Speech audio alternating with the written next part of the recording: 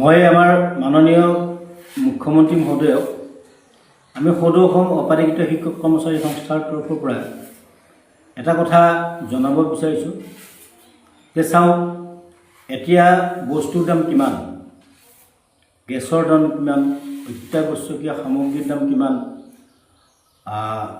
জীৱনদায়িনী ঔষধৰ দাম কিমান। এজন ৬০-৭০ হাজাৰ টকা দৰমহা পোৱা মানুহে আজি তেওঁ ঘৰখন চলাব পৰা নাই। তেনে মুহূৰ্তত আমাৰ এই অপাঠিত হৈ থকা শিক্ষানুষ্ঠানৰ শিক্ষক কৰ্মচাৰীসকলে কেনেদৰে জীৱন নিৰ্বাহ কৰিছে, আমাৰ পৰিয়ালবিলাক আমি কেনেদৰে চলাইছোঁ, এই কথাষাৰ অকণমান ভাবিবৰ কাৰণে মাননীয় মুখ্যমন্ত্ৰী মহোদয়ক আমি সংস্থাৰ পৰা আহ্বান জনাইছোঁ। লগতে আৰু এটা কথা কওঁ যে টিউটৰসকল, এই টিউটৰসকলৰ একে নিচিনা অৱস্থা। ৮,০০০, ১০,০০০ টকাৰে তেওঁলোকে গোটেই দিনটো বিদ্যালয়ত পাঠদান কৰি তাৰপিছত মাহৰ মূৰত যেতিয়া ৮,০০০ বা ১০,০০০ টকা এটা পাব, তেওঁৰ পৰিয়ালটো কেনেকৈ চলিব? এই কথাখিনি আচলতে আমি ভাবোঁ মাননীয় মুখ্যমন্ত্ৰী মহোদয়ে ইতিমধ্যে ভাবিব লাগিছিল। আৰু টিউটৰসকলৰ ক্ষেত্ৰত যি 6% এটা বছৰি ভৰাই দিয়াৰ কথা হৈছে, এইটো মানে এপাচি শাকত মানে এটা জালুক দিয়াৰ নিচিনা এটা কাৰবাৰ হৈছে। এইটোক এটা কেৱল আনুষ্ঠানিকতা হৈছে, কিন্তু কাৰ্যত এই যিটো সিদ্ধান্ত, এই সিদ্ধান্তই প্ৰকৃততে টিউটৰসকলক বা টিউটৰৰ পৰিয়ালবিলাকক উপকৃত কৰিবনে, এই কথাষাৰ কিন্তু অত্যন্ত বিচাৰ্য বিষয়। আৰু মাননীয় মুখ্যমন্ত্ৰী মহোদয়ে কালি জানিব পাৰিছোঁ যে অভাৰব্ৰিজৰ ওপৰত ওলমা বাগান বনাবলৈ গৈ আছে বা সজাবলৈ গৈ আছে, প্ৰস্তাৱ লৈছে। আমি সদৌ অসম অপাধিকৃত শিক্ষক কৰ্মচাৰী সংস্থাই কৰজোৰে প্ৰাৰ্থনা জনাইছোঁ যে আমি আপোনাৰ ৰাজ্যৰ আমি একাংশ শিক্ষকে খাব পোৱা নাই, একাংশ শিক্ষকে পিন্ধিব পোৱা নাই, আৰু এই শিক্ষকসকলৰ ল'ৰা ছোৱালীবিলাকক আমি পঢ়ুৱাব পৰা নাই, উপযুক্ত শিক্ষা দিব পৰা নাই।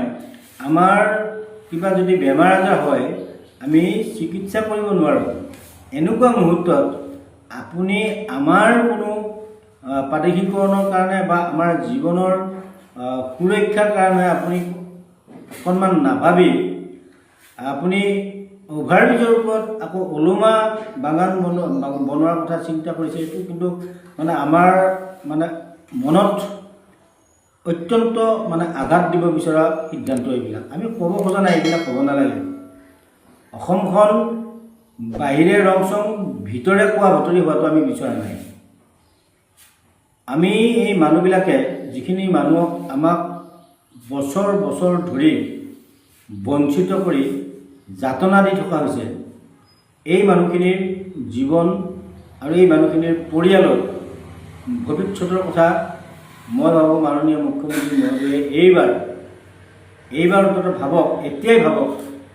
কাৰণ কিয়নো মানুহখিনি যেতিয়া মৰি শেষ হৈ যাব, মানুহখিনিৰ যেতিয়া এই শিক্ষকসকলৰ বিশেষকৈ বিনা বেতনে শিক্ষকতা কৰি অহা শিক্ষকসকলৰ ল'ৰা ছোৱালীবিলাকৰ যেতিয়া ভৱিষ্যতটো শেষ হৈ যাব, তাৰপিছত আপুনি আমাক প্ৰাদেশিকৰণ কৰি কি কৰিব? আৰু প্ৰাদেশিকৰণ কৰিলেও যিবিলাক নিয়ম কানুন এই আইনখনত সন্নিৱিষ্ট আছে, ইয়াৰ জৰিয়তে কিমান সংখ্যক শিক্ষকে শিক্ষক হ'ব, কিমান সংখ্যক শিক্ষক টিউটৰ হ'ব, আকৌ ঠিকেই একে নিচিনা অৱস্থা হ'ব।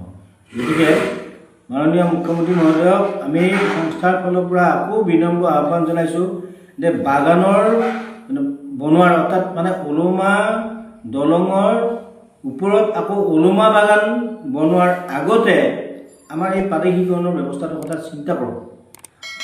আপোনাক এই আত্মাবিলাকে আশীৰ্বাদ কৰিব, আপোনাক এই আত্মাবিলাকৰ পৰা আপোনালোকে মানে সহযোগিতা পাব। আমি আৰু কিমান ধৈৰ্য ধৰিম, কিমান বঞ্চনা সহ্য কৰিম? অকণমান ভাবকচোন, অকণমান ভাবক আৰু কিবা কাৰ্যকৰী ব্যৱস্থা গ্ৰহণ কৰক।